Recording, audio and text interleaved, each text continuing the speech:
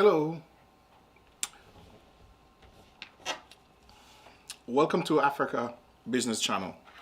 So on today's show we're going to be talking about how African governments are unwittingly allowing billions of dollars of African resources to be exported illegally from Africa every single year. That is a big problem. That is a huge problem, right?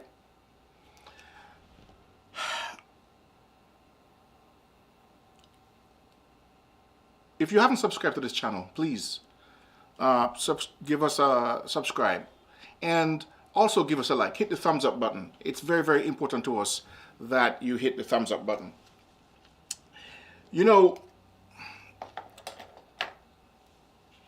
when we talk about African resources being exported, being illegally exported, what we typically hear people say is it's due to corruption.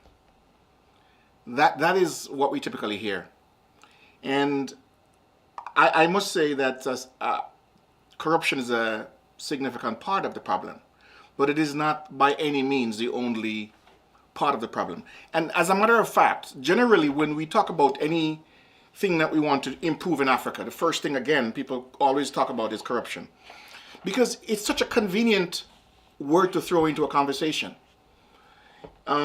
where the people, the individuals, who are saying that don't have, as far as they're concerned, since there's corruption, there's no responsibility that they have to help to fix the challenges that Africa have. So I always say to people that corruption is always a part of the problem, and I always address that first because, again, since it's such a common thing, since it's such a big thing for most people to talk about. Now, let me say this to you. How is it that every single year, billions, as a matter of fact, when we do the calculations, we're looking at well over $500 billion. $500 billion being illegally exported. And what that means, let me just describe for the audience. What that means is that there are hundreds of schools that are not built from the proceeds of those illegal exports. There are hundreds and thousands of hospitals that are not built from the proceeds of those illegal exports. There are hundreds or thousands of colleges, universities that are not being built because of that $500 billion. And that's my number, $500 billion that we believe, and it could be much higher than that actually. So don't hold me to that, but my point is that it's a lot of money. So what I want us to do is to take a look at how this happened. What is the typical scenario under which these billions are being exported without the governments of Africa fully understanding what is happening? So let's take a look at the typical scenario. So here you have, in this scenario, you have an individual who is a gold miner. And this individual goes into the woods, into the forest, for roughly 2 weeks, prospecting for gold. Illegally now. They're doing it illegally. Government is not involved. So they're going to go and they're going to spend 2 weeks trying to prospect for gold. And in the process of prospecting, they come up to 2 ounces of gold. They've come across 2 ounces of gold. So now they have this gold, and the challenge for them is this. When they come back to civilization, so to speak, they have to convert that 2 ounces of gold. They have to convert that 2 ounces of gold to local money. Money, because they're going to need money to take care of their family, to take care of their personal needs. They're going to need all of that.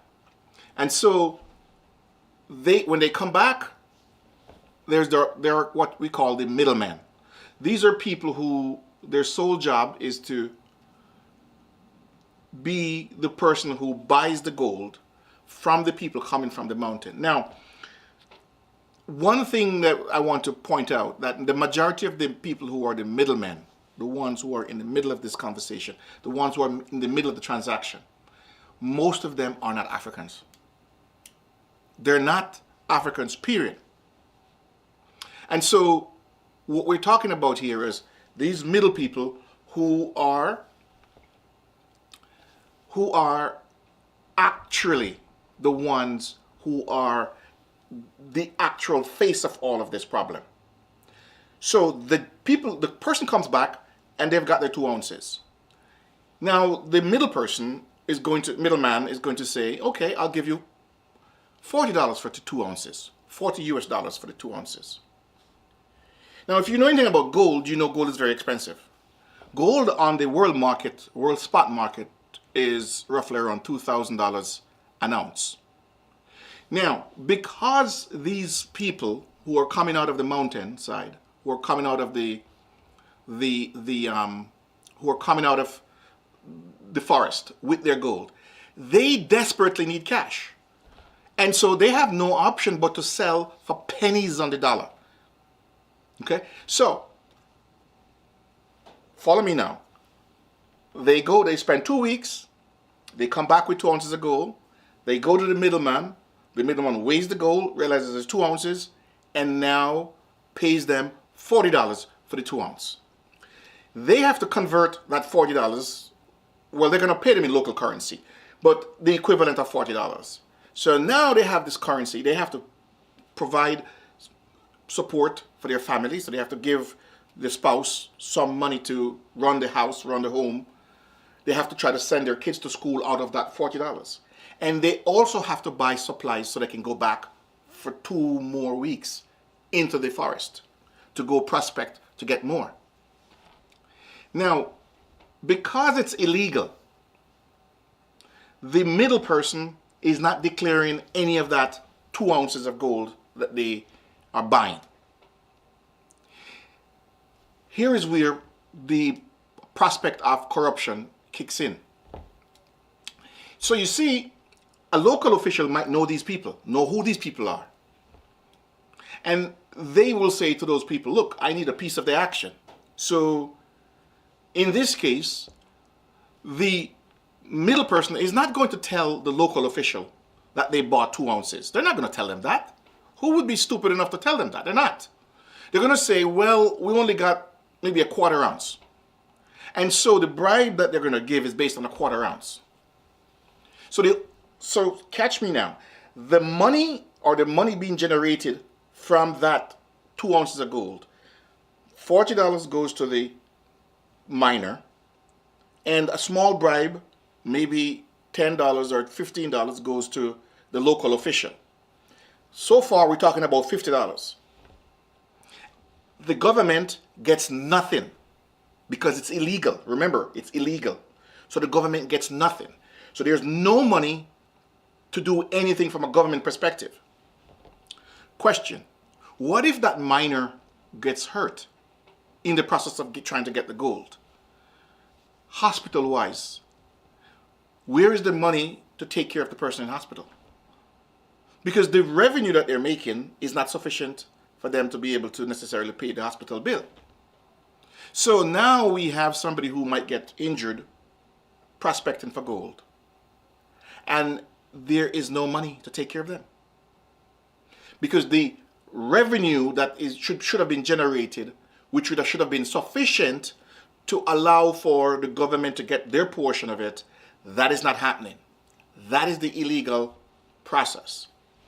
And now that middle person takes the 1 3/4 ounces illegally now, because again, it's all illegal. So they're going to ship that overseas. Now, typically behind these people are big people with money outside of Africa. And these people fund these middlemen. So the middleman might sell the gold to these, bundlers, so to speak, for $200-300 an ounce, or maybe even more, maybe $500 an ounce. The point is, it's a lot of money. But where is that money ending up? That money is not ending up in Africa. That money is ending up in overseas, wherever the middleman is. That's where the money is going to end up residing. So no matter which way you look at it, Africa is not benefiting. It's not benefiting. Now, how does the government cause part of this problem? How does the government contribute to this problem? Well, the first thing that we should look at is, when we look at that process, there are 4 parties involved. There is the miner, there is the middleman, there's the overseas person who's backing the middleman, and then there is the local government official, and then there is the government itself. Each of these parties play a role. Each of these parties play a role in this. Okay? So let's take a look at each one of these parties and see what role they actually play and what can be done about it. Well, the miner, the first issue I see here is that the miner is doing this illegally. The government needs to change that. In Zambia, the government said, look, we're going to give to the small miners a license. And that is the first step in normalizing this thing. In other words, bringing it into the open. Okay? So the first thing the government can do is to create a process where the license to go mine, the government gives out a license, because that then gives the government track of who's doing what and where, and so on and so forth. That's the first step. Okay? But that's not going to be sufficient. Okay? That's not going to be sufficient. So, who's the next person in the middle here? Well, we have the middleman. Now, some of these middlemen are actually government approved. But the middleman, even though he's government approved, if he buys gold on the illegal, he's not going to tell the government about it. Come on. Who would? No one would. So, the issue or the challenge for the government is that middleman, if you make the miner legal now, then the miner, since he's official, can go to a licensed middleman. Now, this middleman is still going to want to rob the government. That's just literally how it's going to work. The middleman is going to want to rob the government. And so the middleman might tell the government, look, I didn't buy 2 ounces of gold. I bought only 1 ounce of gold. And therefore, I am going to pay taxes on the 1 ounce of gold. But more than likely what would happen is the middleman and some government official might, work together and reduce the government's take. You get what I mean? So, when we look at the scenario, we're seeing here that the incentive for the middleman to cheat is there. Now, we understand the incentive from the government's perspective, from the government official. The government official wants to put money in his pocket. He doesn't care about the country. He doesn't care about the rest of the people. So, but what happens is, if it's official, if the whole channel up to this point is official, it becomes more difficult for the middleman, for the government official, to go in and conspire with the middleman to take almost the whole resource. Because now, since it's official, there's an official channel, right? People can come and take a look and see and ask questions. And so it becomes a little bit more challenging for them to do that. Now, the government in this case is playing an active role. The government in this case is the one who gave out the permit. So that's the first step, right? That's the first step. So, when we take a look at that, we say to ourselves, okay, the government streamlined the approval process to get the miners. The government now says, we have an approved middleman. But we still, again, as I said, the middleman has incentives to not help the government. And the middleman is not necessarily going to declare all of what he or she is collecting. So now, let's take a look at a scenario now where that 1 ounce of gold that the middleman is declaring, how much is the middleman paying the miner? The middleman is still paying the miner, okay, they might pay the miner $50. But again, what is the price of gold? The spot price of gold is $2,000. Now, I don't expect the middleman to pay the miner the $2,000. I don't expect that. But what we're saying here is that it's still pennies on the dollar. So even when the government make the miner and the middleman official designations, there is still 9, 10, the vast majority of the resource, the money for the gold, is going overseas still. So that is the challenge, right?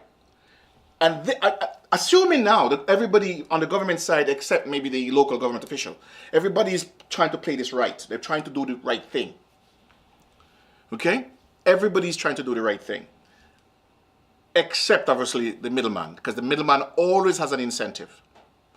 Now, keep in mind, as I said, who is behind the middleman? Where is the middleman getting his money from? The money for the middleman is coming from overseas. It's coming from somebody in London, somebody in Zurich, somebody in America, mostly overseas in Europe and China and wherever else they come from, and maybe even in India. The point I'm making is that the middleman, they are a front for these people, right? Because remember, you might not realize this, but the raw gold, the gold nuggets, has to be brought in, refined even a little better, and then made into bullions or made into, small gold bars, and if they buy enough, they can make very large gold bars. But you get the idea. So that happens outside of Africa. The smelting and combining of all of that happens outside of Africa. I am not referencing here now things like the official mines of South Africa. I'm not referencing any of these official mines, that is owned by the governments. I'm talking about the billions upon billions every month that is leaving Africa through illicit trade.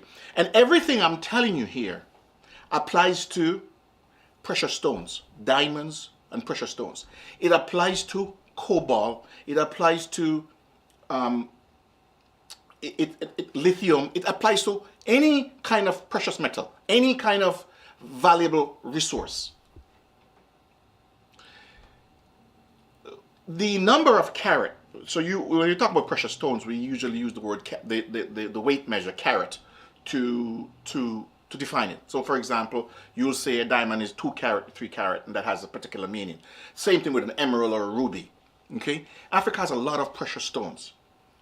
And billions of dollars of those stones are being mined illegally. Okay? And disappearing. Off the chart. They're gone. Somebody else is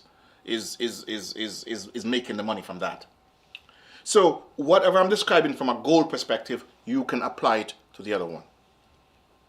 So the question then becomes, okay, so we've taken a look at the government, we've taken a look at the middleman, we've taken a look at the local government official, we take a look at the actual government itself. All right? What can we do? What can be done?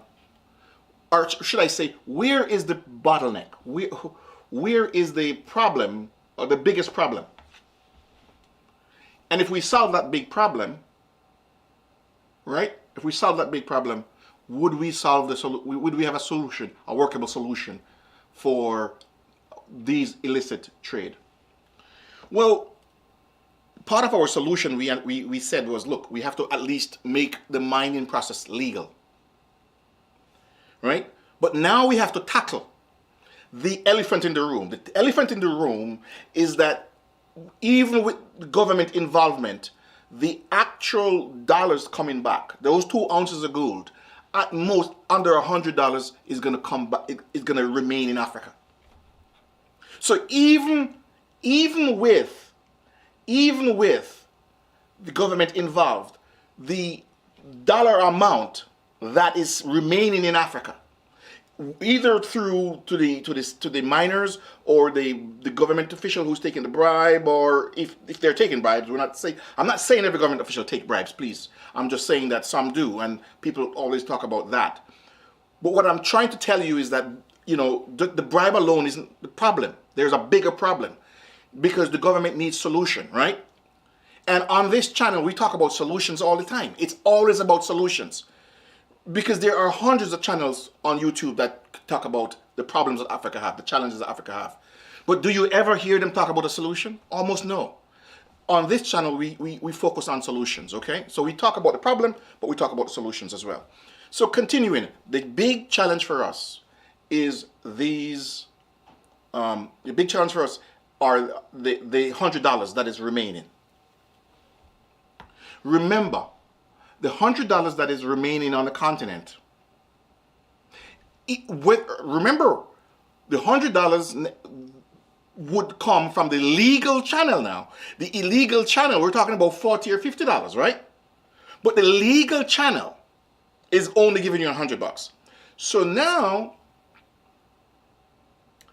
that $100 is not sufficient to create enough resources to educate the population, to help that miner, to educate his or her family, to be able to put sufficient food on their table. That's not sufficient, okay?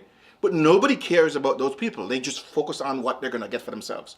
But I'm telling you that that $100, even on the legal side of things, is not going to be sufficient.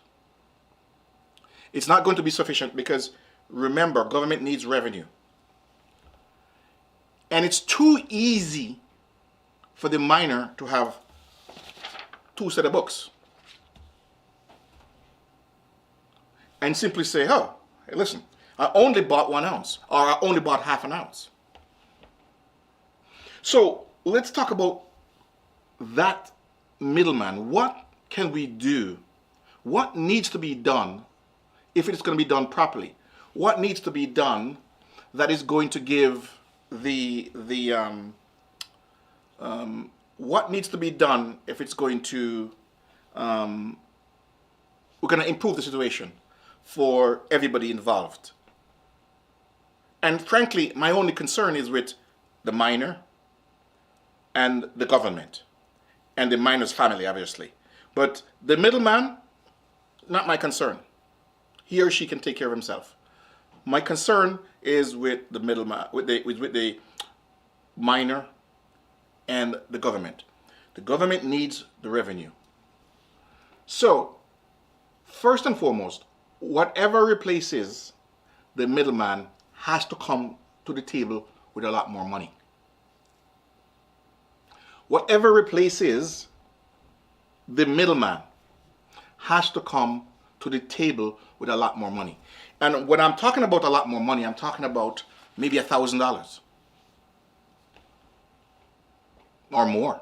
But let's stick with 1,000 for now. So it's very, very important, right? It's very, very important that the middleman, or the role, whoever plays the role of the middleman, bring sufficient money to the table. Also, whatever replaces the middleman, the government has to be able to track that revenue, that money, that stream of money.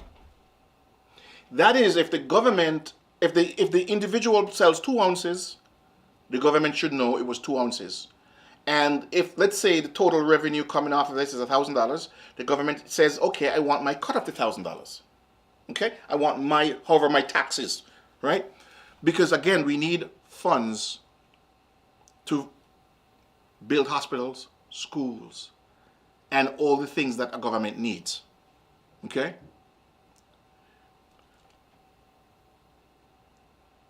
the bulk of that money that is being stolen, being ripped off, buys fancy homes in France, the UK.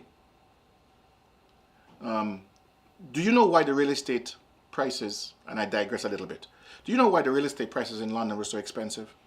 African money. African money. African money. You see that $40 that remains, that gap between the $40 and the actual price of gold? That is in London. That is in Switzerland. That is in Europe. For the most part. That's where most of that money ends up. But anyway, coming back to the government, okay? Coming back to the government. What we're talking about here is that government needs to be able to track all of that and get their revenue. Can you think of a solution for something like that? Can you think of something that we can use to replace the middleman? Whatever that thing is, right? We've specified what it should look like. It should track every ounce of gold or every carat of precious stone that comes through the system. It should track all of that.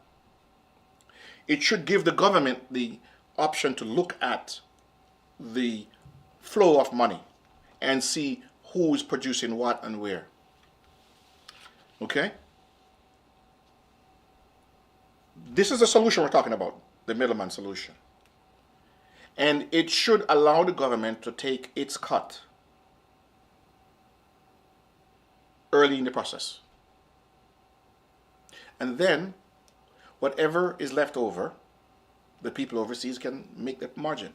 You know, the people who fund the middlemen would still fund them, necessarily, if they're buying the gold for $1,000, because they're making a markup of 100%. But they wouldn't like it. I can guarantee you that. Give me 1 second. Let me just...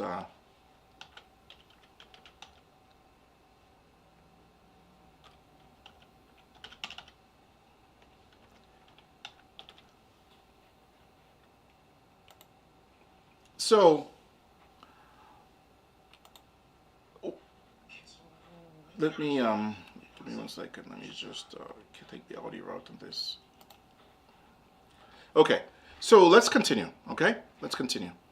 So now, we need a solution. We need a solution for this problem. We need some system that is hard for governments to bribe and that will keep everybody honest and bring sufficient money to the table. That's what we need. Okay? So, what do I propose as a solution? Well, I have a solution. Let me tell you what the solution is. This is no, and it's an African solution, by the way. African solutions for Africa's challenges, right? That is typically what we do on this channel. We need a piece of technology. That the technology is going to allow the people who produce the gold or the diamond or the raw precious metals and so on and so forth, the people who produce that, we need the ability for those people to go onto a platform and to register the fact that they've mined 2 ounces of gold. But here's the challenge. The majority of people who are mining these things, who are doing the illegal mining and legal mining, are for the most part uneducated, not very sophisticated. So for that to work, they would need what we call a cooperative. You know, like you've heard of cooperative in terms of farming, where 5 farmers come together, pool their resources, and they can buy fertilizers together, which, because they're buying in bigger volumes, it's less expensive. They can, work with supplying a supplier because the volume they can supply is bigger than the individual. So this is a case where the government would, or individuals can take it upon themselves to create these cooperatives. So think of a typical cooperative. So you have 5 miners, and each one goes and get 2 ounces. Okay? So we're talking about what? 5 times 2 is 10 ounces, right? 10 ounces. Now, of those 10 miners, maybe one of their child, one of their son or daughter is savvy enough to be able to go on a technical platform and create an account that the government is approving and register the fact that they've got 10 ounces and be able to literally, through that platform, sell their 10 ounces. Now, instead of getting the $50 or the $100, it's what the market can bring. Why is the price so low? Why is it $100 for the 2 ounces of gold? It's because the people who have the gold are not where the actual end buyers are. If they were in the United States, if you have 2 ounces of gold in the United States, nobody's going to pay you $50 for that. They're going to pay you over $1,000, almost $2,000 per ounce. But those people are in Africa. They're in some little rural village. They don't have the access to that. So that is why, think of it this way. If you create a sculpture or a painting and you do that in a little rural village in Africa and you take it to the market to sell, how much is it you're going to get for that painting? Almost nothing. And the reason is because there's not enough resources locally for somebody to walk in.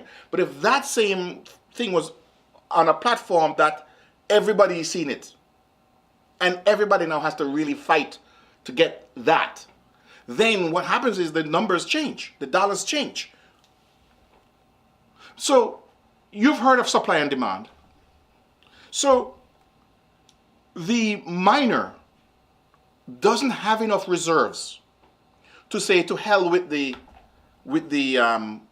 middleman. I'm going to shop around until I find somebody who can give me $100, for example. The miner doesn't have that resources. But lots of Africans overseas have that kind of money. But they wouldn't think of being the middleman for something like this, or even to support something like this. What am I saying? I'm saying that one of the challenges that the government is facing now, African governments are facing, is that they don't have the deep pockets. The middle people have the deep pockets, and the people who back the middle people have the pockets. So even if the government wants to do the right thing, they don't have the means and the money. So we need a system where somebody with the means and the money who will work with the government and give these people the right money that they deserve. So coming back to this little, what we call a cooperative. The reason I mentioned the word cooperative here, if you don't know what a cooperative, please just look it up on Google. Google is your friend. But basically a cooperative is just a bunch of people work together, right? But anyway, because most of these miners are uneducated, they don't know what they don't know.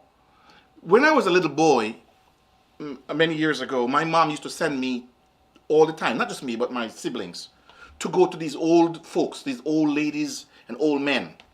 And our job was to go there and read the letters that their kids or grandkids send them from overseas. And that's our job. That's the job we did. We just went there and we read it for them. And then we wrote whatever their responses they wanted to write back. We wrote that letter and then we would mail it for them. So these people overseas were getting these correspondence. But people like me, the youngsters, were the ones who were savvy enough and educated enough to be able to help with that situation. And the same thing is true here. When you get a cooperative like that, usually in that cooperative there's at least one child that is savvy enough to be able to do something like this. In China, when China started to industrialize, most of the parents were not savvy. They weren't computer literate. Most of the time it was their children who did anything technical, anything that dealt with technology. It was their kids, it was their grandkids, and so on and so forth, who were the ones who were doing that. And I'm proposing the same thing. Okay. So the platform must take the bundle of natural resources, and the platform must let the government know exactly how much raw material resource was registered for sale. And the platform must let the government know how much the actual final buying power is. The platform has to be able to calculate the government's cut or taxes. It has to be able to do that. Because the whole goal of this is that the miner gets a significant increase. The government gets their cut, and we reduce the likelihood of the middle person or the local government official taking a bribe. The goal is to come up to that solution. That's the solution we're trying to come up with. So, with that said, we built a platform like that. We built a platform just like that.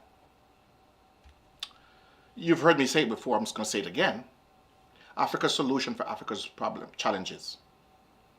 Because anytime somebody else builds something for us, their goal is to empty Africa's pocket and fill their pocket. So the solution is Kubwa. There can be other solutions, but for now, the solution is Kubwa. Let me explain how Kubwa works and how it differentiates. So we talked about this cooperative where 4 or 5. It doesn't mean one miner could do it on their own. But again, we're talking about rural people who are not very savvy. So what we're saying here is to combine the resources of people and have one person who can manage the process for them. But in any case, they go onto this platform. So this cooperative, you could call it Zambia, Eastern Regional Cooperative, and it's what the cooperative does is it helps also everybody to be honest. Because if 5 of us are working together, I'm looking at the other 4, and they're looking at me. Everybody's looking at everybody, so it keeps everybody honest, right? So if the cooperative puts 5 ounces of gold or 10 ounces of gold or however much gold they put on there, the whole cooperative is going to know exactly how much gold is on there. When the gold goes on there, that gold is seen across the globe. Everybody can see that gold.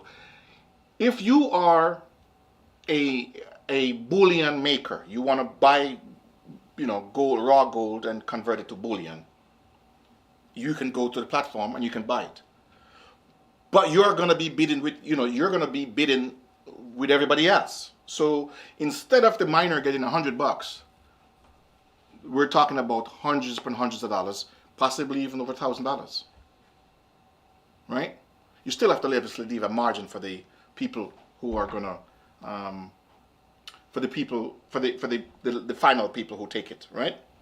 But what I'm getting at here is, so the way Cuba would handle that is, when the gold is sold and the $1,000, the government's tax rate, whatever the government's tax rate is, and Cuba has the tax rate of every African government, every single one. The software calculates how much the government's cut is, right? And the government that money is deposited to the government. So now that miner, if that miner gets sick, because the government, and in this case, let's assume $1,000 on it. Let's say the government's cut is 10%. That's $100. Today, what is the government getting? Almost nothing. The only beneficiary, for the most part right now, significant beneficiary, is that middle person, and if there's a government official who is into a legal situation with that with that middle person. Those are the two beneficiaries here. But in Kuba's world, the beneficiary is the government, the beneficiary is the miner, and the beneficiary is the country. Why? Because now instead of the government gets $100, will government officials still try to take that money? I'm sure some would.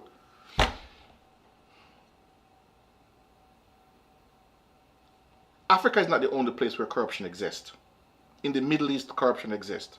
But let me tell you the difference, at least one difference that I see between the Middle East and Africa. If you go to, and by the way, most Middle Eastern countries are not democratic. The people who run those countries run it for life. So if you're going to get corrupt, you don't get worse than that, right? But let me tell you the big difference. The big difference is that 2 ounces of gold, let's say it was 2 ounces of oil, for argument's sake.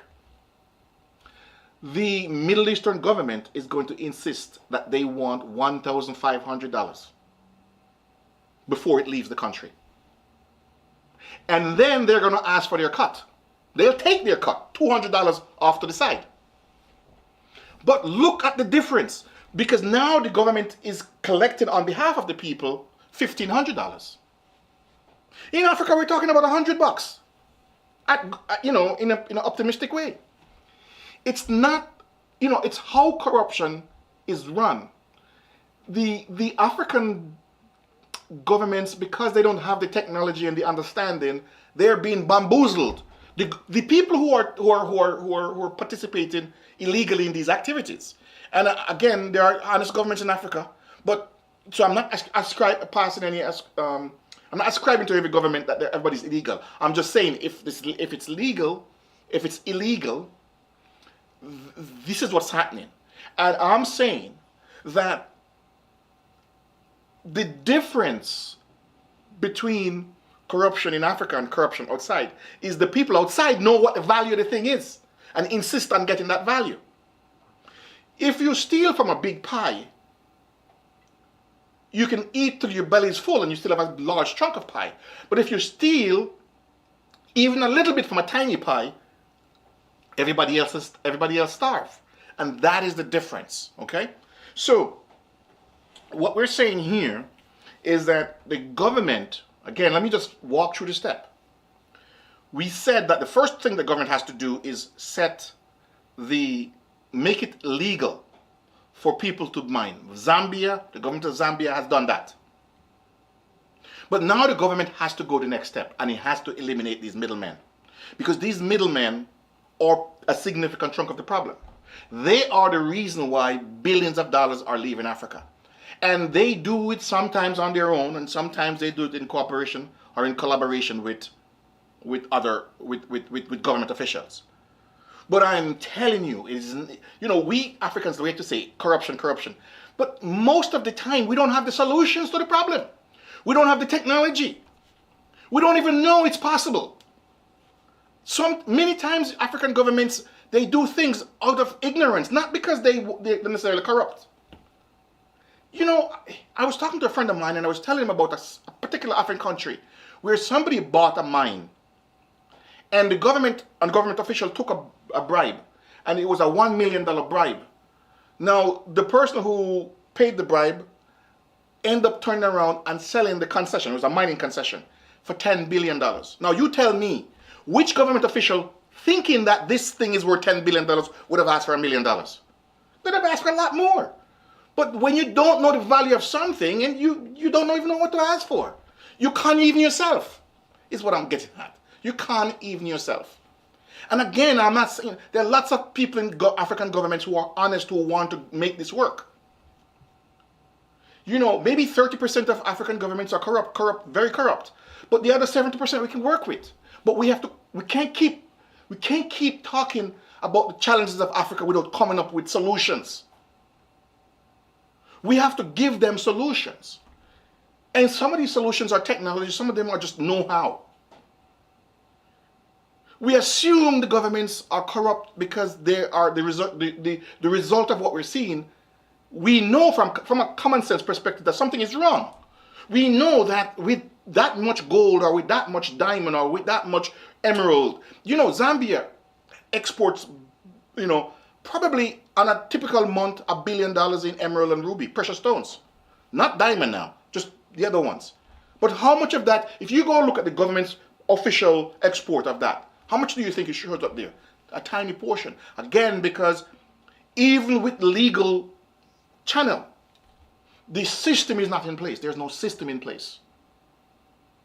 There's no system in place. So when we see these problems and we talk about these problems, we have to also come up with a solution, right? There are many solutions to the problem. It's not just one. There are many, right? But again, so let's come back and continue on. So now the government, right? The issue right now is that the miner has no way of knowing who the final consumer is. And the miner is so far removed from the people who ultimately want the gold and will convert this gold. So we need a way to tie them together or bring them closer. And we need a way to inject competition. One of the things, you know, if a miner, okay, let's say there were 4 middlemen in town. And let's say you were a miner and you had some reserves in your pocket. Okay? You could go to the first guy, and the first guy says to you, I'll give you $50 for the gold. And you said, no, I want $70. And you walk away from that guy, and you go to the next guy. The next guy says, I'll give you $55. And you said, no, I want $70. But that presupposes you have enough reserves. And the rate at which these miners are being paid, they'll never have enough reserves. So that is part of the problem, right? They'll never have enough reserves.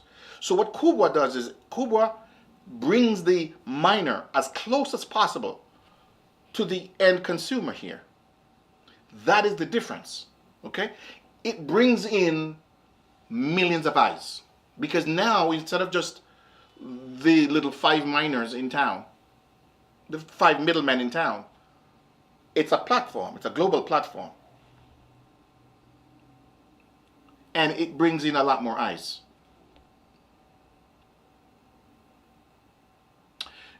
The person in London or the person in Zurich,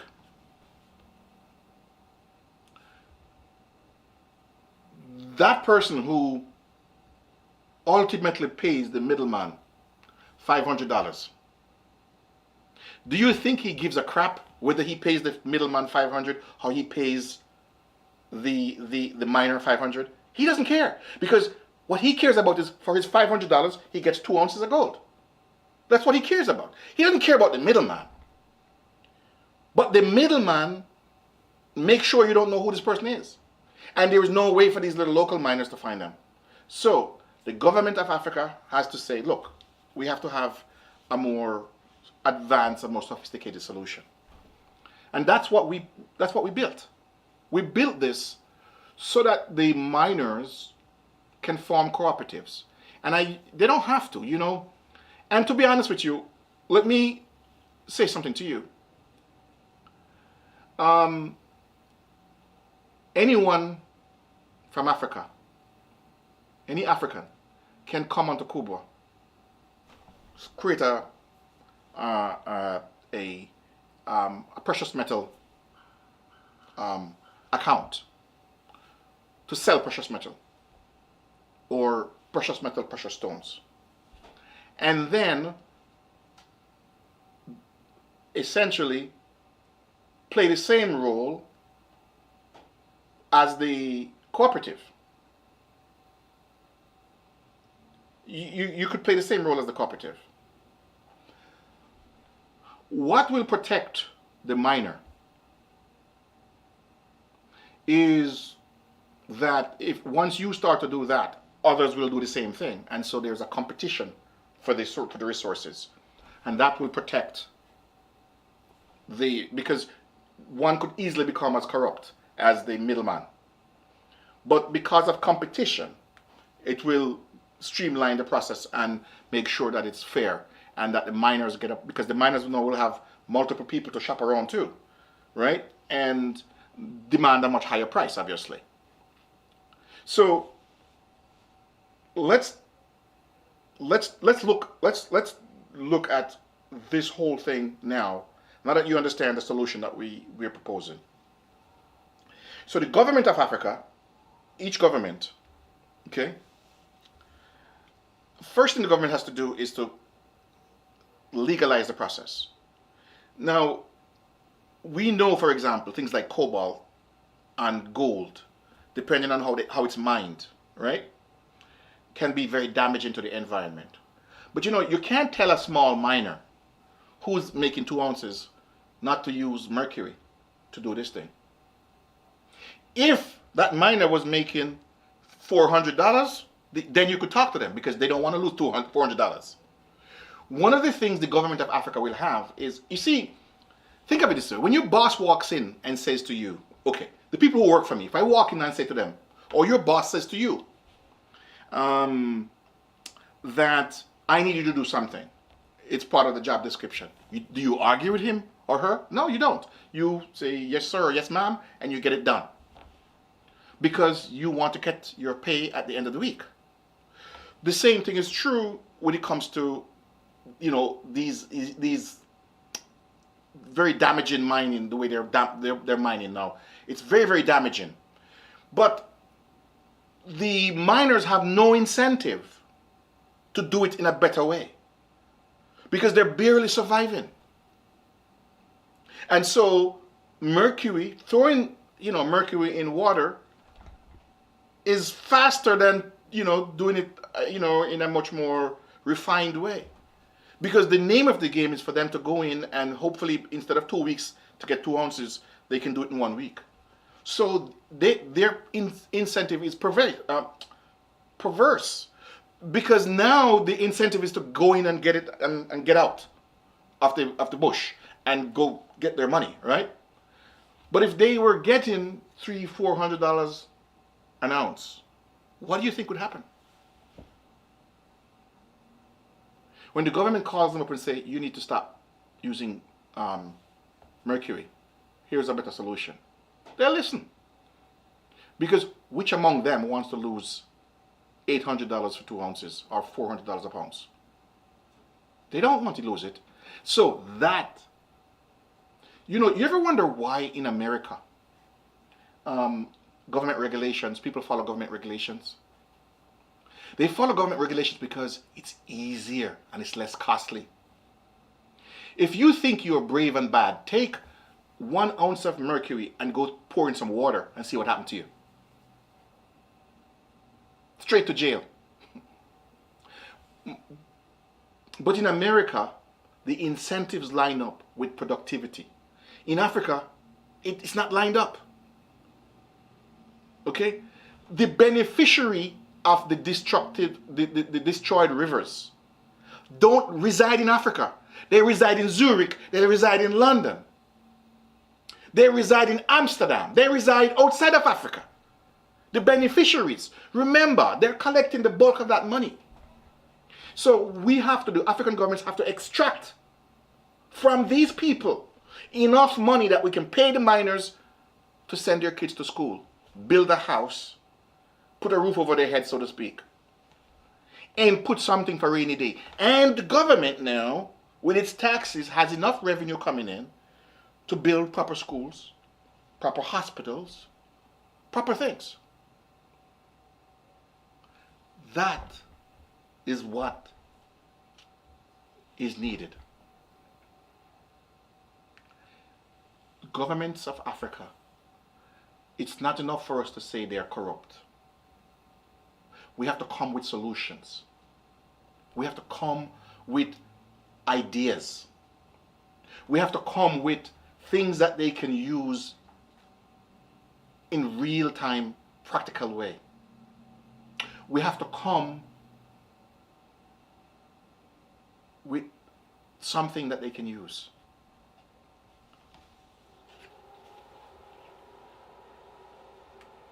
In Africa,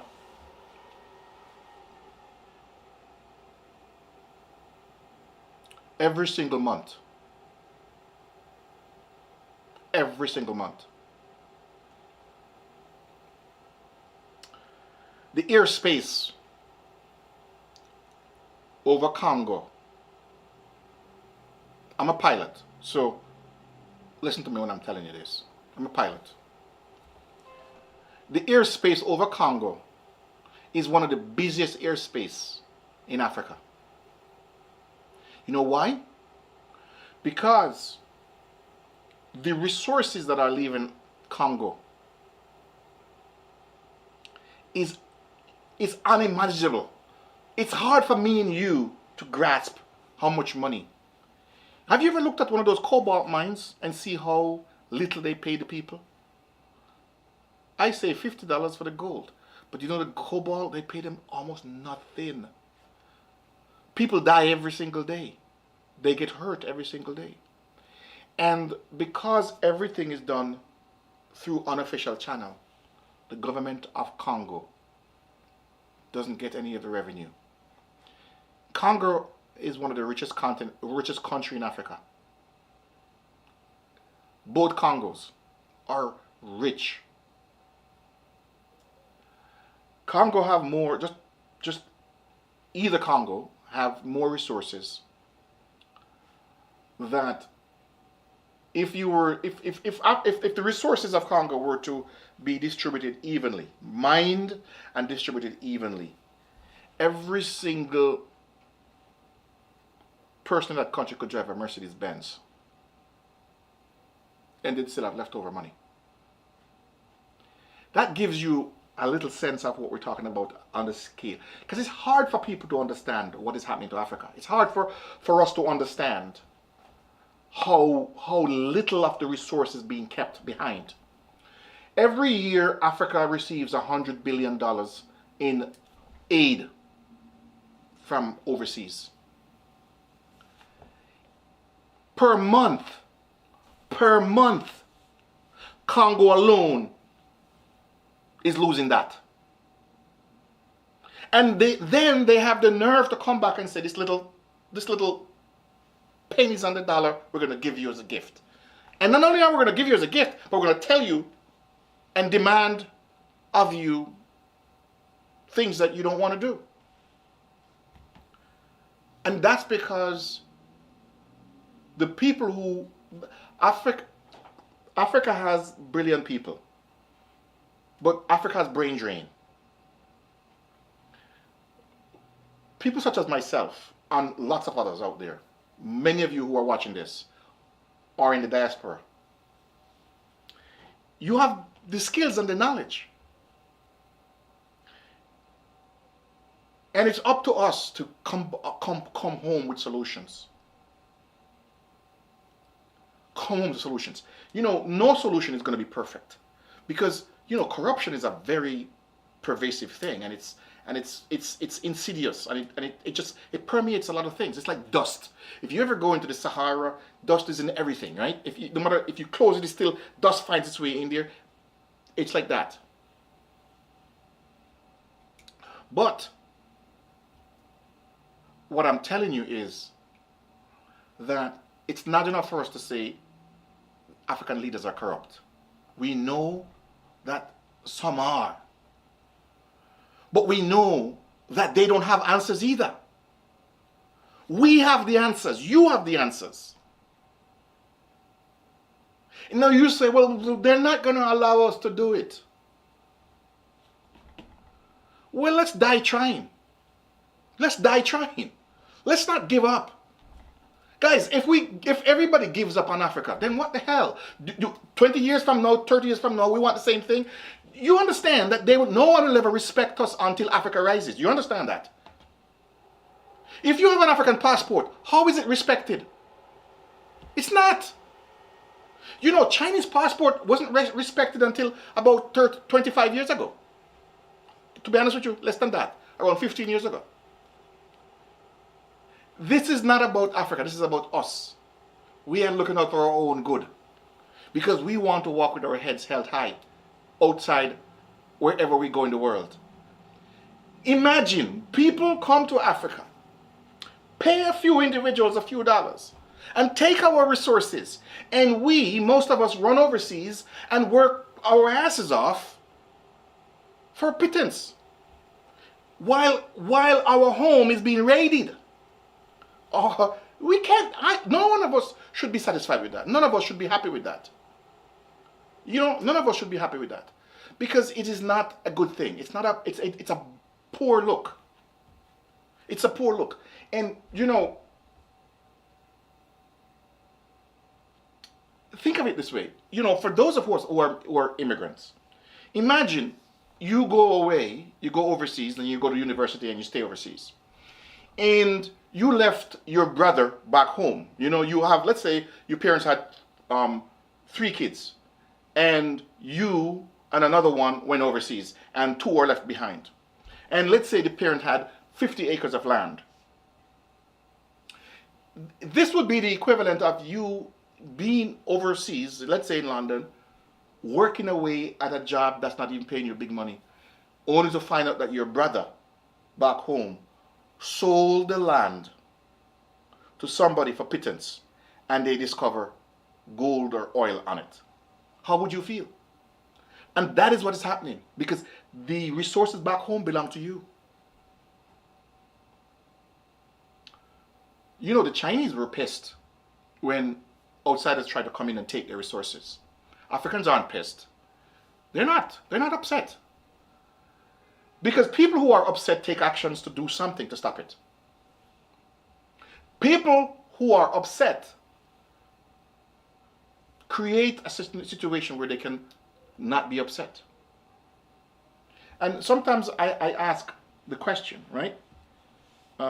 This is a channel where we come with solutions. If you look at my videos, and by the way, if you haven't subscribed or liked this video, please subscribe and please give the video a like. It takes time and energy to do this. The minimum that someone can do is just to give the video a like. And by the way, subscribe to the channel. It does help, okay? Now, I saw a video of a miner. The miner was in Zambia. This occurred about, a few years back. Before, at that time, they were doing illegal. It was an illegal mine. And the guy would go to the woods and to the bush, and he would spend, the time, just like I was telling you in the example. And he would go to the bush and he would spend a long period of time there. And he did this for years, and he would come back and they would pay him almost nothing. They'd pay him just enough to get him to go back out to the thing. One day he was an older man, and he was coming back and he got hurt. And fortunately for him, somebody else was on the same little track coming back. So they discovered him. He couldn't move. So they discovered him and helped him back to town. He could mine no more. He could mine no more. The man had about 4 or 5 kids. Not one of them had any education. They themselves were thinking of going out to do the same thing that their father did. How many generations must we have that this happened to? How many generations? When we built the solution, foremost on our mind was, how do we ensure that the government gets its cut? And how do we ensure that the miner, who is the workhorse here, gets adequate compensation? And the thing we came up with is that the closer that miner is to the end result, whoever is going to consume the gold, the better it is for that miner. And the more eyes that are looking on this and bidding for that gold, the better it is for that miner. And the other thing that bothered us is that the people, the middlemen, are not Africans. You're lucky if you find one that's African. You're lucky if you find one. I don't have to tell you. You all will know. You can Google it for yourself.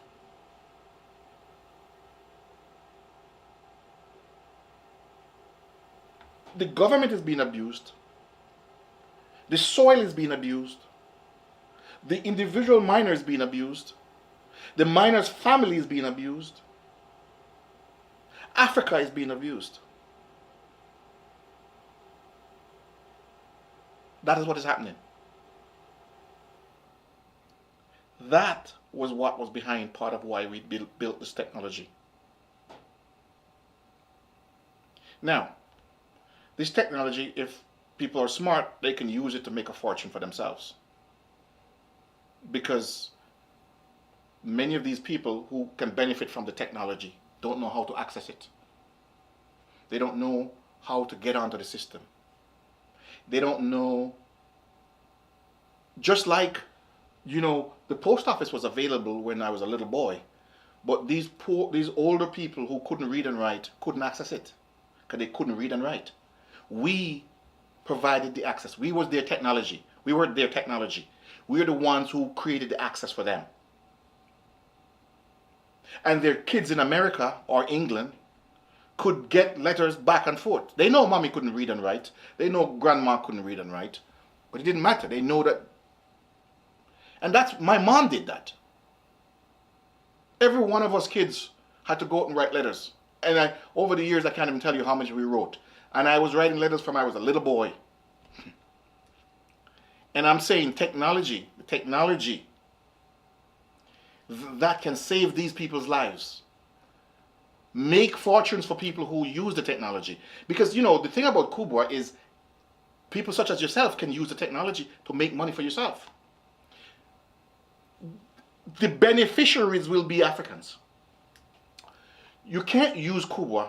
You can't manufacture something in China and sell it on Kubwa. The platform is strictly African. You have to be African. Okay? You have to be African or African extraction. Okay? You can't be, you can't sell something from China. What I'm saying is that we put into it, we built a solution for Africa. And I just spent some time going over one industry in Africa. There are hundreds of industries that this technology can help. We will cover that, some of them other ones, at a different time. But what I want you to take away from here is that it is not enough for us to just throw this word out. Governments are corrupt in Africa. Frankly, when somebody says that, you're not telling anybody else anything new. Everybody knows that there's quite a bit of corruption. But as I said, corruption exists everywhere. But when people use the word corruption in Africa, they're trying to dismiss the problem. They don't want to take the time to sit down and say, okay, how can we look at the circumstance like this miner and say, what can we do to solve that problem? How can we help the government? How can we create a solution? Even if a government official were to take off that $100, remember we said 1,000, and let's say the government takes 10%. So even if a government official were to take, $20, steal that $20, so to speak, all right? It would still leave $70. You understand? It would leave $80 out of the 100, right?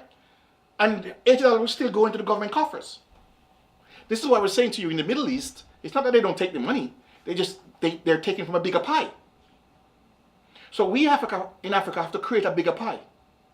We have to pull more money into the continent. And then, even if government officials do that, there is still plenty left over to make sure schools, hospitals, all the roads, vaccinations, all the different things that people need.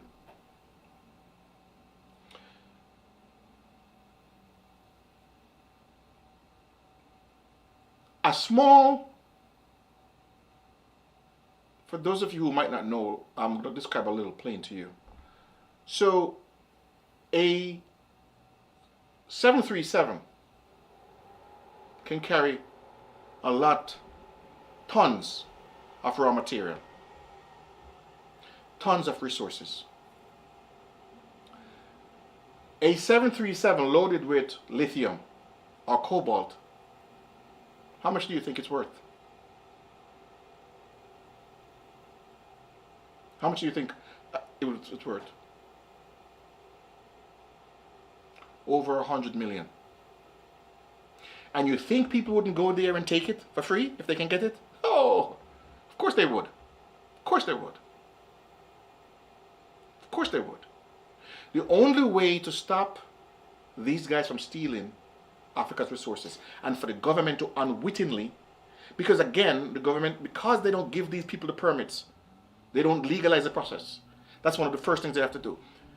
The only way to stop them is to create an alternate pathway for the money to flow, for the resources to flow. A pathway where the government has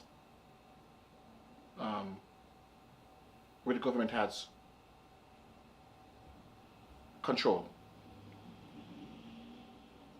Pathway where the government has control.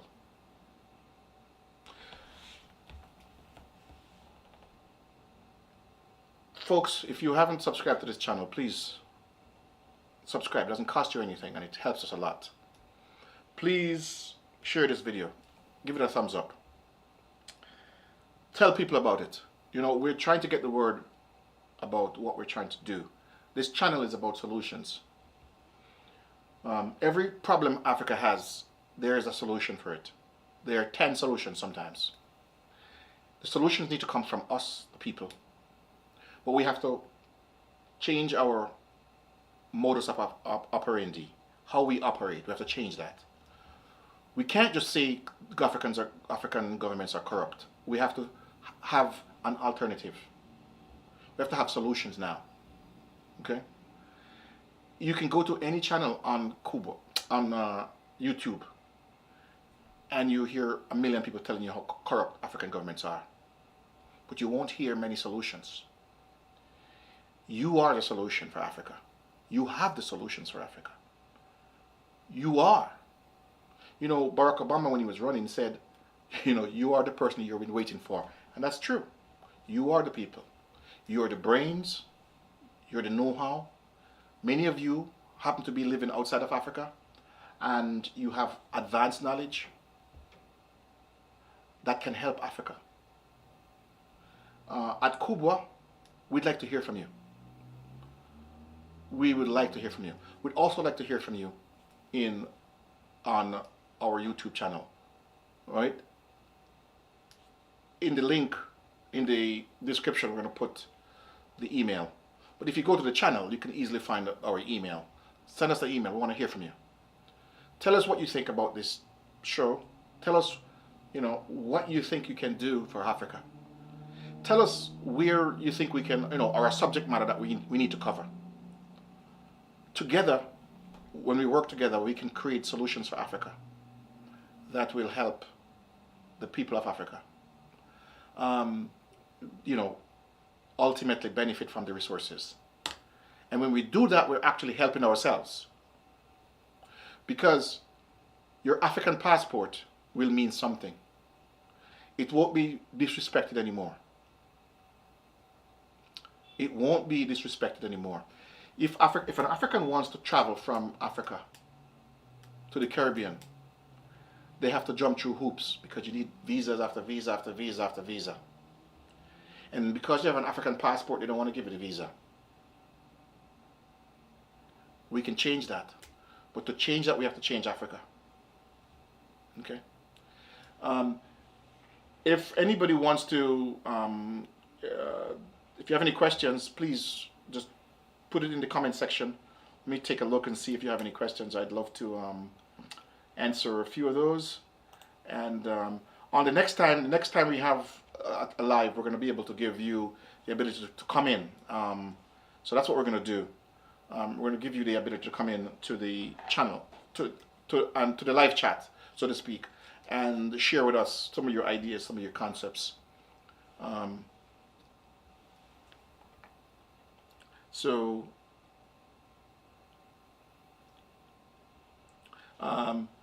if you have any comments, please just put it in the comment section. I'd love to see that right now. And if not, then we're going to close this channel out. But Africa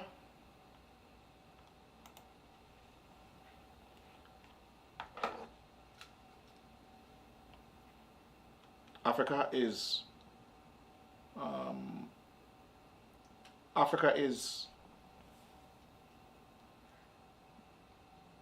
going to rise. Africa has 20 years to rise, and it's going to rise. Thank you for watching.